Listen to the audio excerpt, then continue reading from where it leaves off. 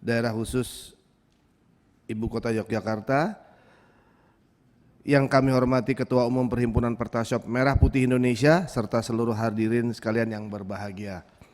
Pertama-tama marilah kita mengucapkan puji syukur kehadirat Allah Subhanahu wa taala yang telah melimpahkan rahmat dan karunia-Nya pada kita semua, sehingga pada hari ini kita dapat bertemu dan guna melaksanakan tugas-tugas konstituen kita.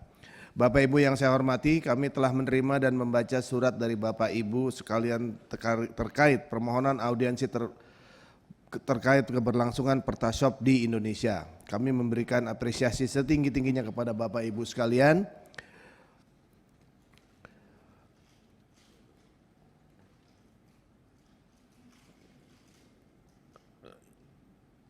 yang secara langsung maupun tidak langsung telah membantu masyarakat dalam mengakses BBM melalui Pertashop di daerah-daerah. Untuk itu, pada kesempatan ini kami ingin mendengarkan masukan dari Bapak Ibu sekalian untuk efektifnya waktu.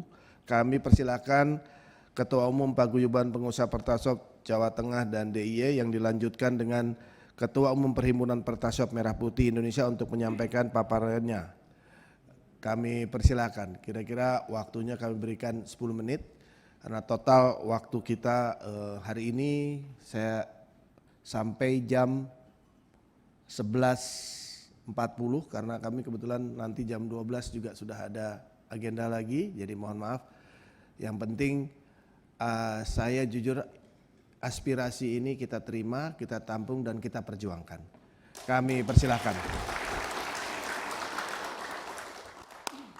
Terima kasih. Assalamualaikum warahmatullahi wabarakatuh. Selamat siang dan salam sejahtera.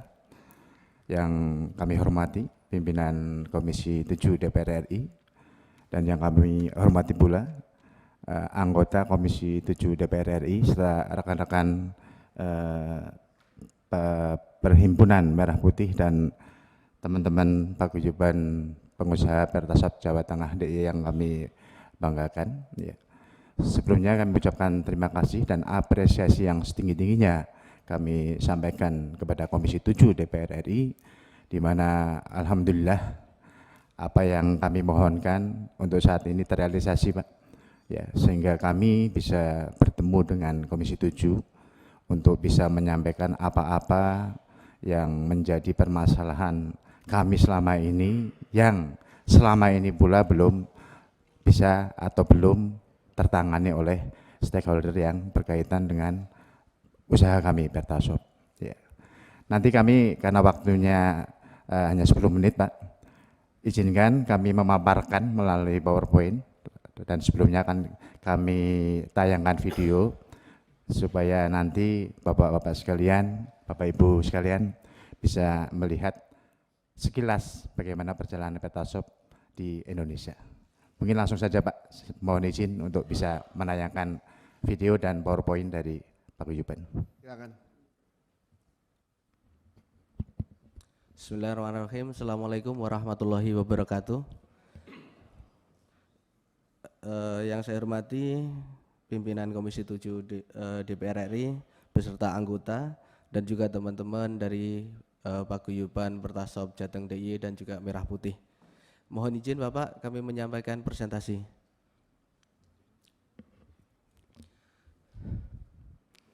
Dalam kesempatan siang hari ini, kami dari dua organisasi Paguyuban Pengusaha Pertashop Jateng dan DIY dan juga Himpunan Pertashop Merah Putih Indonesia telah bersepakat satu presentasi. Jadi tadi malam sudah ada kesempatan seperti itu dan presentasinya sebagai berikut Bapak. Dalam kesempatan kali ini kami mengangkat tema bahwasanya kita mencoba tetap semangat walaupun terasa sangat berat. Next. Kami tampilkan video Pertashop di Indonesia.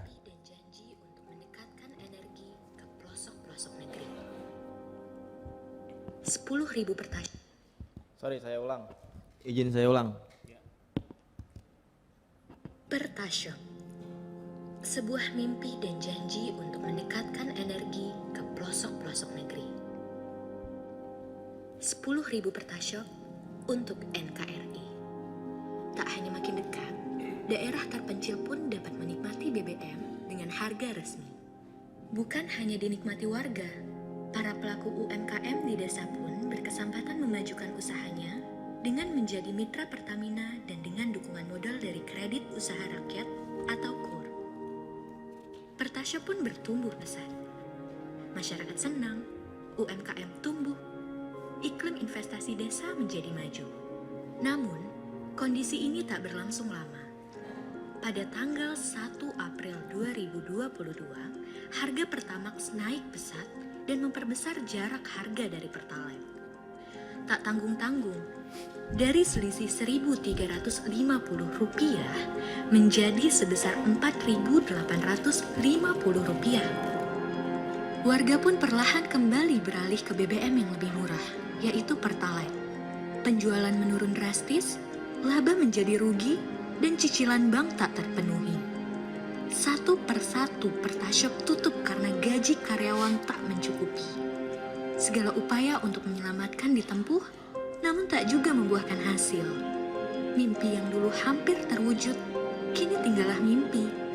Seraya berharap, kebangkitan masih menanti.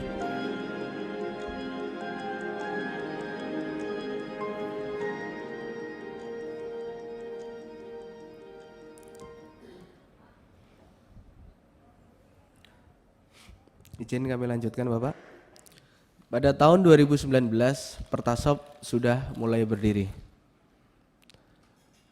Pertashop adalah lembaga penyalur Pertamina skala kecil yang disiapkan untuk melayani kebutuhan konsumen non-subsidi, LPG non-subsidi, dan produk Pertamina retail lainnya. Tujuan pendirian Pertashop pun sangat bagus Bapak. Jadi pertama melayani kebutuhan BBM, LPG, pelumas, dan produk retail Pertamina Group lainnya ke seluruh wilayah NKRI. Mendekatkan ke konsumen akhir, di mana selama ini masih banyak desa yang belum terjangkau akses langsung ke lembaga penyalur resmi Pertamina. Memberi nilai tambah dari potensi sumber daya yang dimiliki oleh desa. Membuka peluang kerjasama pemerintah desa dengan mitra dengan harapan dapat mempercepat pembangunan dan peningkatan kesejahteraan masyarakat desa. Next.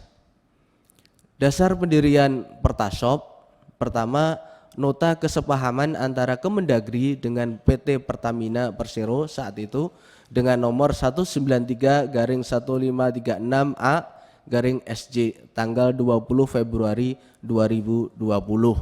Yang kedua, Surat Menteri Dalam Negeri nomor 117/3015 tanggal 28 April 2020. Dan yang terakhir, Surat Menteri Dalam Negeri nomor 117/4102 tanggal 16 Juli 2020. Next. Berapa sih modal dan margin Pertashop? Pertashop ada 3 Bapak. Pertashop Gold, Pertashop Platinum, dan Pertashop Diamond. Marginnya masing-masing untuk Gold Rp850 per liter dengan nilai modal paket ini Pak 250 juta. Pertashop Platinum marginnya Rp600 per liter dengan modal 417 juta. Untuk Diamond marginnya 435 dengan modal 570 juta. Namun secara keseluruhan modal untuk Pertashop, pendirian Pertashop untuk jenis gold kurang lebih sampai 600-an juta. Dan pendiriannya itu pun bukan murni dari modal sendiri.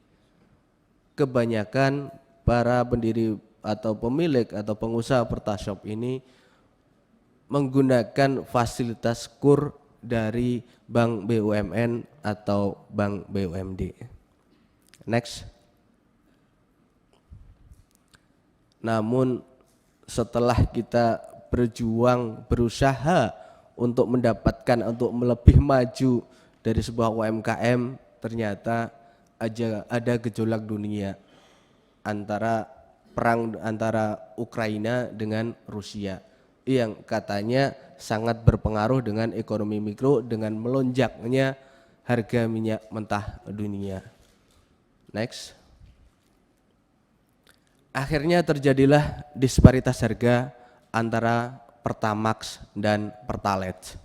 Karena di Pertashop itu hanya jual produk Pertamax dan juga Dexlite.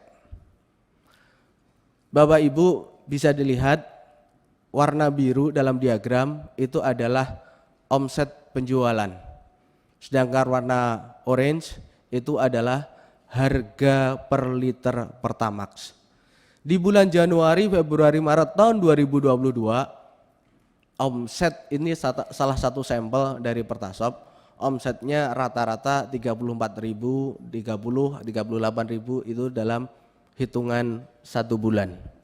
Itu dalam nilai dalam harga Pertamax 9.000. Namun setelah terjadinya disparitas harga antara Pertamax dan Pertalite, mulai April itu omset langsung turun drastis. Di harga 12,5 omset 16.000 per bulan. Berlanjut ada fluktuasi harga sampai 14.500, ada yang 13.900 dan lain sebagainya sampai sekarang di harga 12.500. Itu pun omset Pertashop belum bisa kembali seperti di saat harga Pertamax 9.000 dan Pertalite 6.750. Next.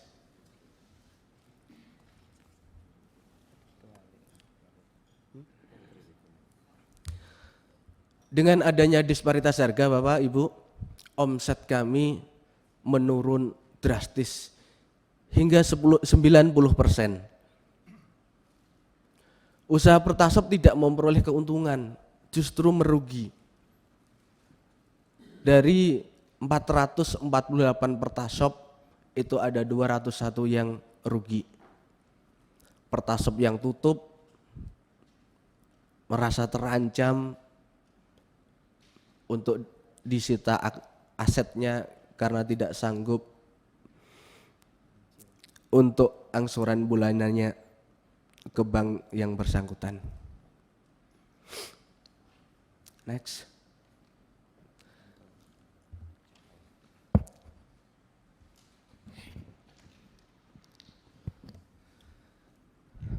Terkait dengan disparitas harga, ini adalah satu data yang kami sediakan dari tim kami di bulan Desember 2022. Yang merah Bapak Ibu itu Pertashop dengan omset antara 0 sampai 200 liter per hari. Tolong di zoom Mas. Oke.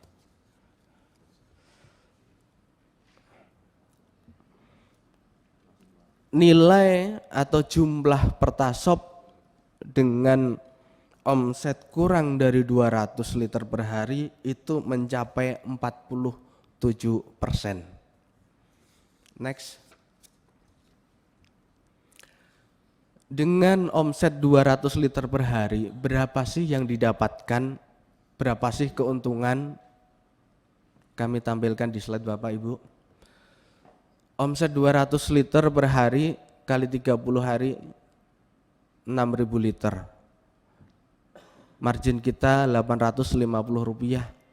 Laba kotor kita 5.100.000 per bulan. Sedangkan dalam operasional ada gaji operator minimal 2 orang 4 juta, masing-masing 2 juta, ada iuran BPJS, ada losis Bapak, dan lain sebagainya. Jadi 47% teman-teman Pertashop yang mempunyai omset segitu bisa dibilang merugi. Ini belum untuk kewajiban ke bank. Next. Di sisi lain Bapak Ibu, dengan adanya disparitas harga, pasti ada peluang atau dimanfaatkan oleh sekelompok orang lain.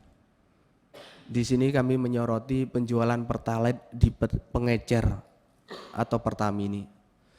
Sesuai dengan Undang-Undang Nomor 22 Tahun 2001 tentang minyak dan gas bumi dan Perpres 191 Tahun 2014 tentang penyediaan, pendistribusian dan harga jual eceran bahan bakar minyak, lembaga penyalur minyak dan gas adalah badan usaha yang mendapatkan izin usaha dari pemerintah.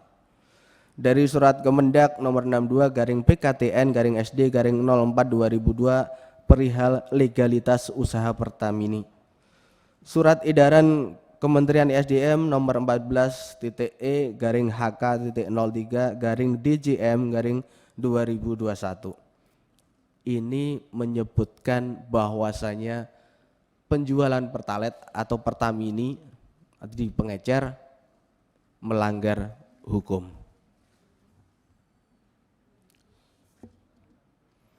Next.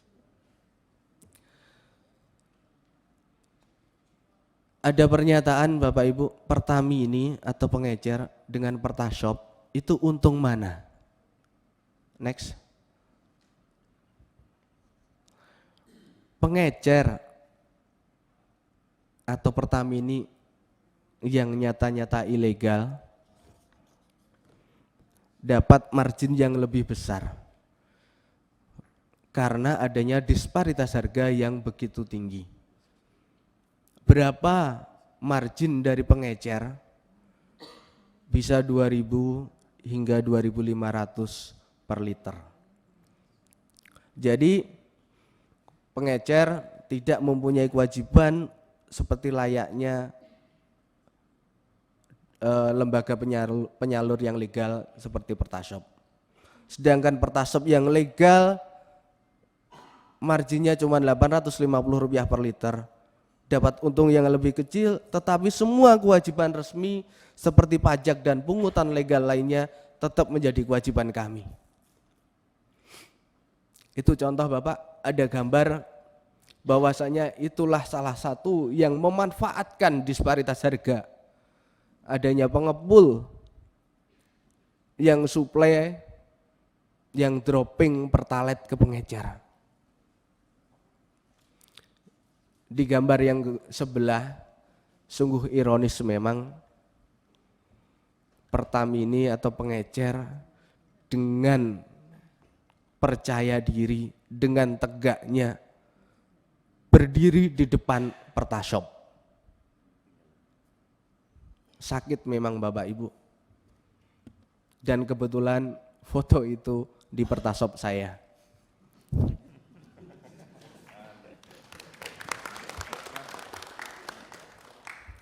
Next. Dengan disparitas harga, dengan permohonan kami untuk evaluasi mengenai atau monitoring mengenai penyaluran Pertalite di pengecer, tolong Bapak Ibu, kami ingin segera sahkan revisi Perpres 191 tahun 2014. Karena sampai sekarang belum ada ketentuan mengenai Pertalite ini secara detail. Beda dengan produk seperti solar. Di biosolar sudah pasti, di sana konsumennya siapa aja udah tertata. Tapi untuk Pertalite belum. Masih banyak yang sebenarnya tidak menggunakan Pertalite seperti plat merah, BUMN, BUMD, TNI Polri, tapi ternyata masih ditemukan menggunakan BBM jenis Pertalite. Next.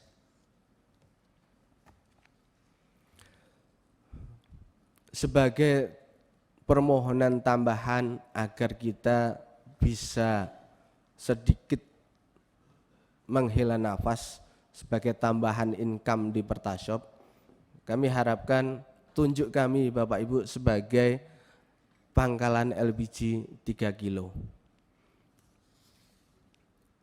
Usaha menjadi pangkalan LPG 3 kilo tersebut sampai sekarang belum terrealisasi karena kuota agen sudah habis disalurkan kepada pangkalan yang sudah terdaftar di agen tersebut. Setiap kami mohon atau pengajuan ke agen, jawabannya sorry bro, kuota habis. Kami berharap seperti layaknya SPBU, SPBU ditunjuk sebagai pangkalan LPG 3 kilo. Jadi SPBU tidak perlu mengajukan permohonan ke agen. Tapi agen sudah mempunyai list dari Pertamina, SPBU-nya mana-mana, di dropping, di mapping dari Pertamina. Itu yang kami harapkan. Next. Selain itu Bapak Ibu, kami di Pertasop ada kendala lagi mengenai perizinan yang sulit. Apa yang sulit? Sesuai Juknis tahun 2020 saat kita pendirian, itu tidak ada yang namanya IMB. Di sini tercantum khusus tipe Pertasop Gold tidak diperlukan IMB. Tahun 2022 ada revisi Juknis yang menyatakan persyaratan dasar terkait penyelenggaraan bangunan gedung. Otomatis dengan adanya pernyataan ini IMB yang sekarang menjadi PBG itu menjadi kewajiban kami untuk mempunyai izin tersebut termasuk SLF. Nah, dari tahun 2020 Juknis pertama diterbitkan sampai tahun 2022 Juknis revisi diterbitkan, itu sudah puluhan ribu Pertasop yang berdiri. Yang kami harapkan ini Juknis tahun 2002 kenapa diberlakukan tahun 2020. Next.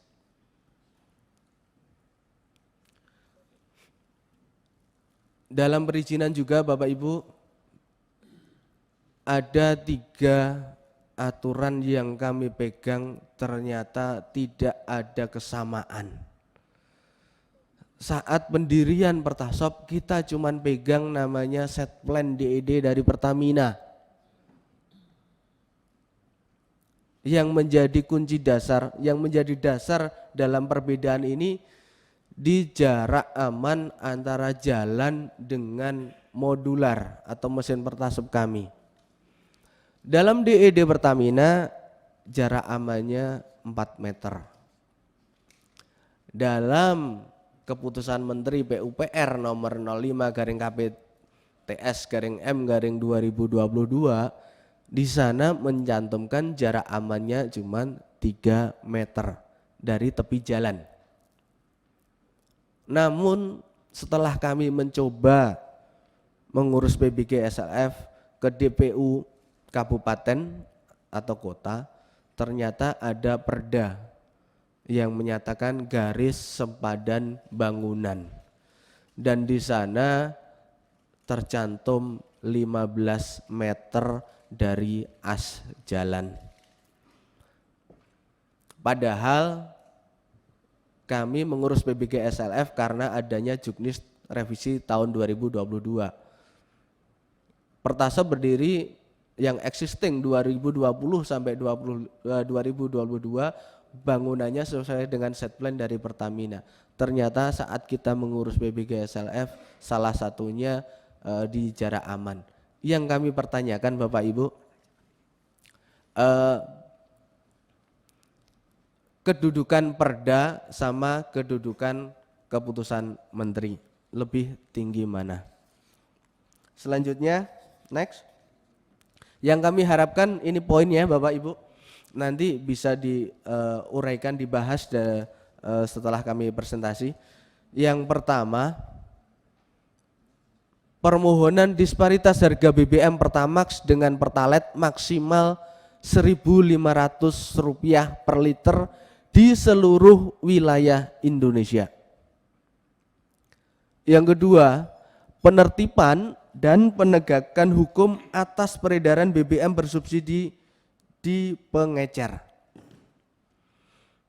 Ketiga, percepatan revisi peraturan Presiden nomor 191 tahun 2014 yang menjadi regulasi acuan penetapan penyaluran BBM bersubsidi.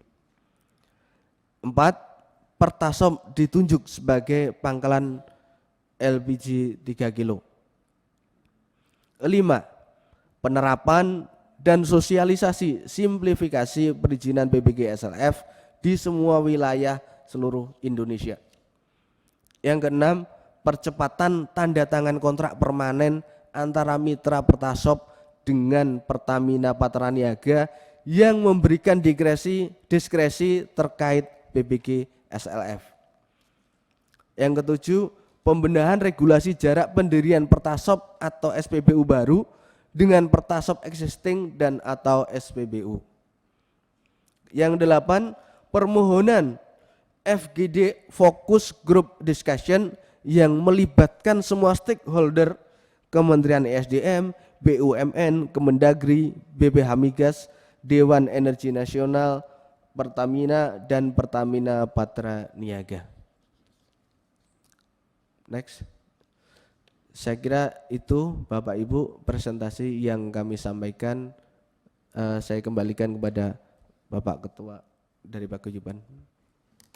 Terima kasih Pak Gunadi atas presentasi dan pemaparannya. Ya. Bapak Ibu